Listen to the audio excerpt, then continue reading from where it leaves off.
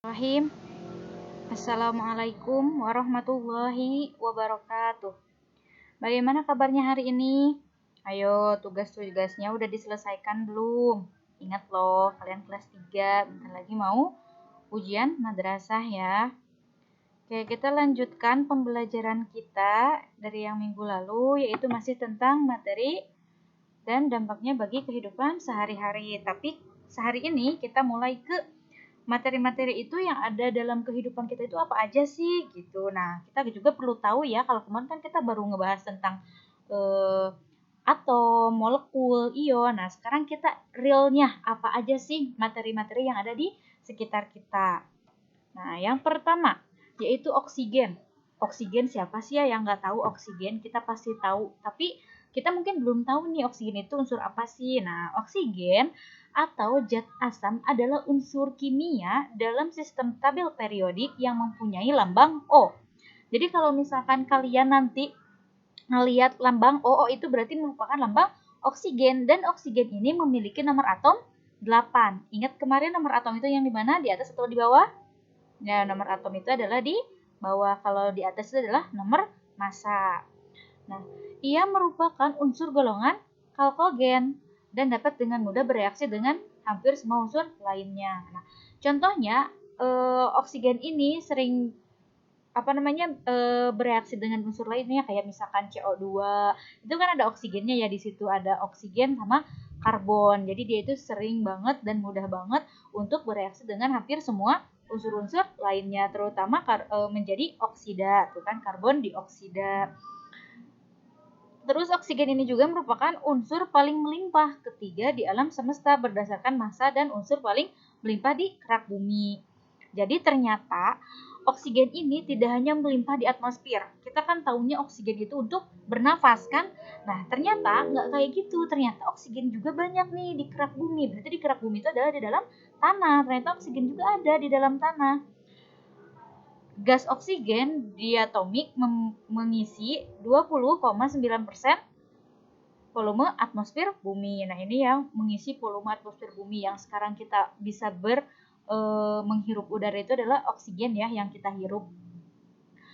Terus ozon merupakan gas langka pada bumi yang dapat ditemukan di stratosfer. Nah, ini sering juga disebut dengan lapisan ozon. Nah, kenapa sih sekarang itu kita tahu ya bahwa lapisan ozon itu semakin menipis? Itu kenapa? Karena lapisan ozon ini kan terdiri dari oksigen. Nah, ketika misalkan di dunia ini lebih banyak karbon dioksida daripada oksigen, nah otomatis si lapisan ozon ini akan semakin menipis karena memang si oksigennya semakin menipis, didominasi dengan karbon dioksida. Makanya kita harus menjaga lingkungan ya, termasuk menjaga udara kita biar selalu bersih. Salah satu caranya itu yaitu dengan jangan menebang pohon sembarangan, karena itu merupakan cadangan untuk hidup kita selanjutnya. Karena saat ini mungkin kita masih menghirup udara dengan segar gitu kan, menghirup udara dengan bebas. Tapi kalau misalkan terus-menerus pencemaran lingkungan yang ada di kita itu terus meningkat tanpa bisa kita bendung, maka nggak akan heran bila suatu hari nanti beberapa tahun ke depan, mungkin sekitar 100 ataupun misalkan berapa ratus tahun ke depan, itu oksigen akan hilang dan sangat susah untuk didapatkan.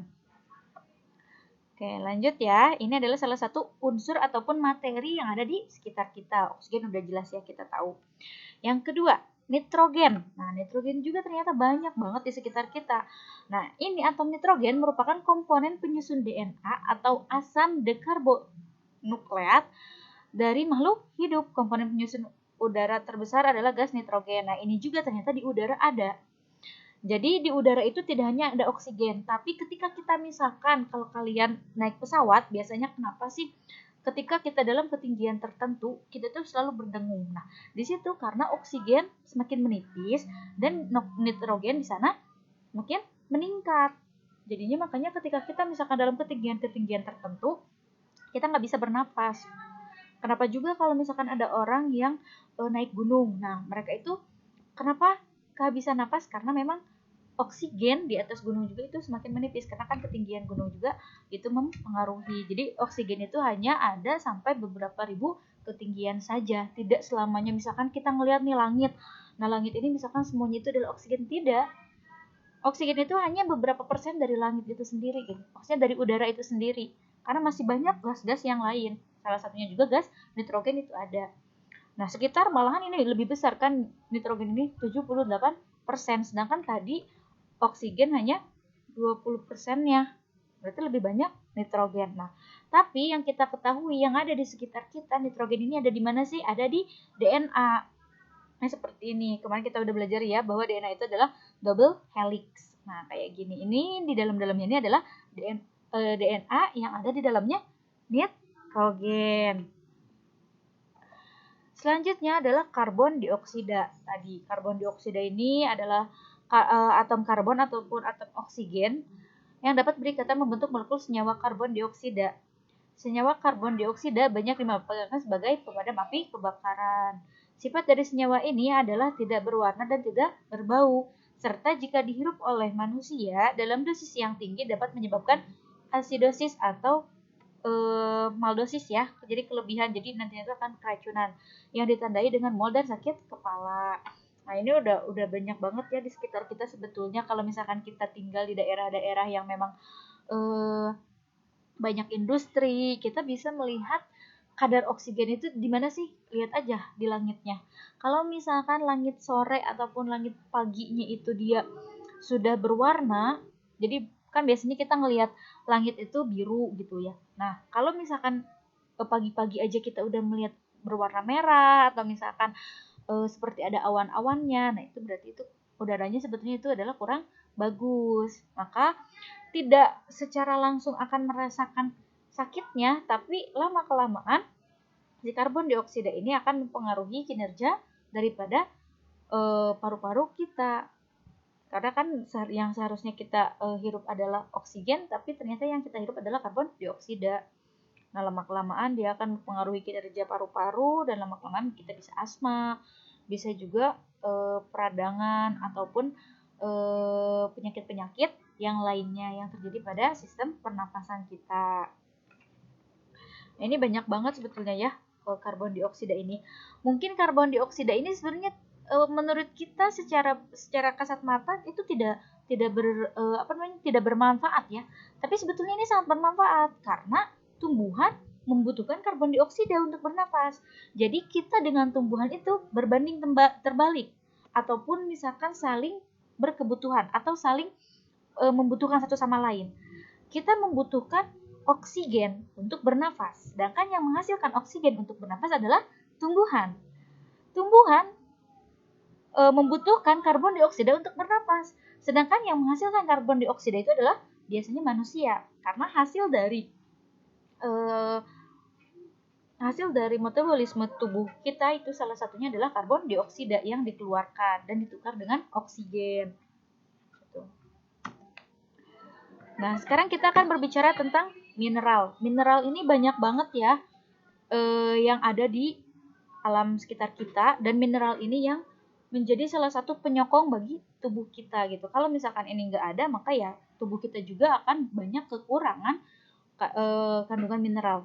Mineral ini biasanya banyak banget adanya itu di unsur-unsur tanah. Biasanya banyak mineral-mineral ini ada di unsur tanah, ataupun misalkan kandungan-kandungan mineral ini memang banyaknya itu ya di tanah gitu. Cuma Ustazah gimana terus caranya kita makan mineral-mineral tersebut kalau misalkan banyak di tanah? Ya kan lewat tumbuh-tumbuhan, terus juga lewat hewan. Hewan kan makan tumbuh-tumbuhan gitu. Nah, itu salah satu caranya. Jadi mineral itu yang pertama ada natrium. Nah, natrium ini banyak banget terkandung di, ada nih ini yang udah ditambahin ya, natrium NaCl atau garam ya. Nah, terus selain daripada itu, makanan-makanan yang mengandung natrium adalah roti, ada mie, daging, ada juga saus, sereal, fast food, terus ada makanan kaleng sama soda. Apa sih gunanya natrium ini? Natrium ini sangat berguna ya bagi tubuh manusia, yaitu salah satunya adalah untuk mengatur keseimbangan cairan tubuh. Terus juga meningkatkan kerja otot jantung, sehingga peredaran darah kita lebih optimal. Jadi benar-benar ya, sebetulnya mineral-mineral ini terkandung kadang dalam satu makanan itu banyak banget mineral yang terkandungnya. Seperti misalkan dalam daging itu ada natrium. Terus ada juga dia fosfor ada di daging juga. Terus ada vitaminnya, terus ada juga lemaknya. Nah, itu merupakan jadi dalam satu makanan itu enggak cuma misalkan oh ini mah cuma protein, enggak. Tapi di situ banyak banget mineral yang terkandung. Nah, selain daripada itu, natrium juga mengandung pH cairan tubuh untuk mengatur pH cairan tubuh, terus mengangkut zat gizi melewati membran sel. Jadi ini yang memiliki fungsi-fungsi tersebut. Selanjutnya, kalium. Tadi yang Ustazah bilang ya, bahwa dalam satu makanan itu tidak hanya mengandung satu mineral tapi banyak. Nah, di sini juga contohnya nih, kalium ternyata terkandung di bayam, tomat, bawang putih, kentang, pisang, terus jamur, kismis, kacang almond, kacang-kacangan, terus juga ini di jeruk. Nah, itu ada di kalium. Kalium ini untuk menurunkan tekanan darah sehingga mencegah terjadinya tekanan darah tinggi dan stroke. Terus untuk membantu pertukaran zat, membantu kontraksi otot, terus juga meningkatkan fungsi sistem syaraf. Dan ini ketika kekurangan juga ini bakalan menimbulkan suatu hal ya, kalau misalkan terlalu banyak kekurangannya. Tapi karena memang alhamdulillahnya Allah itu menciptakannya itu misalkan tidak satu makanan, satu mineral enggak, jadi saling mencukupi gitu. Jadi makanya kita tuh harus makan 4 sehat 5 sempurna agar mineral-mineral dan kandungan-kandungan zat gizinya juga tercukupi. Selanjutnya ada kalsium. Nah, kalsium ini tuh tadi ada bayam, di sini juga ada bayam ya. Ada jeruk tadi, ada di sini juga jeruk. Terus ada ikan di sini tambahannya. Ini juga tadi kacang-kacangan ada, terus ada brokoli, ada susu, ada keju. Nah, itu yang mengandung kalsium.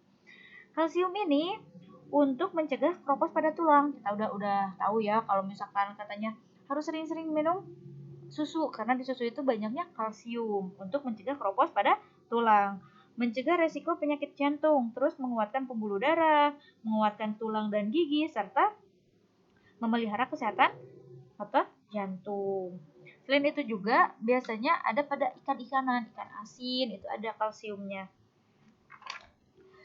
Selanjutnya ada magnesium atau Mg. Nah, lagi-lagi pisang lagi ya, kacang-kacangan lagi. Terus ini di sini hanya ada tambahannya itu ada alpukat ya. Alpukat sama apa ini? Semuanya sama ya, yang lainnya sama. Nah, magnesium ini sendiri untuk mengaktifkan kerja enzim yang terlibat dalam metabolisme tubuh. Terus mencegah kepadatan tulang karena kadar kalsium dalam tulang dipengaruhi oleh adanya magnesium. Jadi antara magnesium dan kalsium itu sangat erat banget ya. Jadi dua-duanya itu harus seimbang gitu. Selanjutnya ada fosfor. Oh, daging lagi. Udang di sini, ada ikan salmon juga, ada kacang-kacangan juga, ada telur di sini ditambah telur. Terus ada apa lagi? Ada keju. Tadi keju udah ada ya di sana juga. Nah, fosfor ini untuk membantu sistem pencernaan dengan merangsang pencernaan riboflavin dan niacin, melancarkan metabolisme tubuh, menunjang kesehatan gigi dan gusi, terus diperlukan dalam sistem protein tubuh. Nah, ini tuh jadi semua mineral yang ada di muka bumi itu dibutuhkan gitu. Jadi Allah itu tidak mungkin menciptakan segala sesuatu tanpa ada kebutuhan yang memang dibutuhkan gitu maksudnya itu. Jadi nggak ada yang sia-sia. Pasti segala sesuatu yang Allah ciptakan itu pasti ada manfaatnya. Meskipun barang itu adalah hal yang kecil gitu. Nah, selanjutnya ini ada produk-produk rumah tangga. Sebetulnya masih banyak ya mineral-mineral, tapi sama Ustazah nggak dibahas semua. Ada juga klorin, ada belerang. Nah, belerang ini kalau misalkan kalian ke Gunung Tangkuban Perahu pasti itu tuh kecium bau belerangnya. Terus ada besi ini di sini Fe ya. Ada juga zinc. Terus ada tembaga, ada iodin, ada fluorine. Tapi itu Ustazah skip aja. Karena hampir sama sih ya fungsi-fungsinya gitu. Nah, sekarang kita ke bahan-bahan rumah tangga. Nah, bahan rumah tangga ini ada bahan pembersih seperti misalkan sabun, deterjen, itu adalah bahan-bahan di rumah tangga. Terus ada juga bahan pewangi, bahan pemutih. Sedangkan pembasmi hama itu jenis-jenis pestisida seperti ada insektisida, ada herbisida, nematisida, fungisida, rodentisida. Kalau misalkan insektisida itu untuk membasmi serangga ya, insek itu berarti dari insekta, berarti serangga. Sedangkan herbisida itu untuk mencegah mematikan gulma atau tumbuhan pengganggu. Kalau nematisida itu untuk memberantas hama cacing, karena dari nama nematoda ya, itu adalah cacing-cacingan. Terus fungisida itu untuk memberantas jamur dari fungi. Terus romentisida itu untuk memberantas binatang pengerat seperti tikus. Terus ada juga bahan kimia dalam pestisida, ada ya. Yang terakhir adalah material bangunan. Ini material bangunan seperti cat tembok, kayu olahan, dan lain sebagainya. Oke, itu yang bisa Ustazah sampaikan. Gak henti-hentinya, gak bosan-bosannya Ustazah untuk mengingatkan untuk segera diselesaikan ya segala tugasnya. Karena masih Ustazah tunggu sebelum nanti kalian balik lagi ke pondok. Soalnya kan kalian mau UM. Ingat ya, kalian mau ujian. Oke, pertemuan kali ini kita cukupkan. Kurang lebihnya Ustazah mohon maaf. Kalau misalkan ada yang belum dimengerti, silakan tanyakan ya ke WA Ustazah langsung. Oke. Bila bisa bilal haq, wassalamualaikum warahmatullahi wabarakatuh.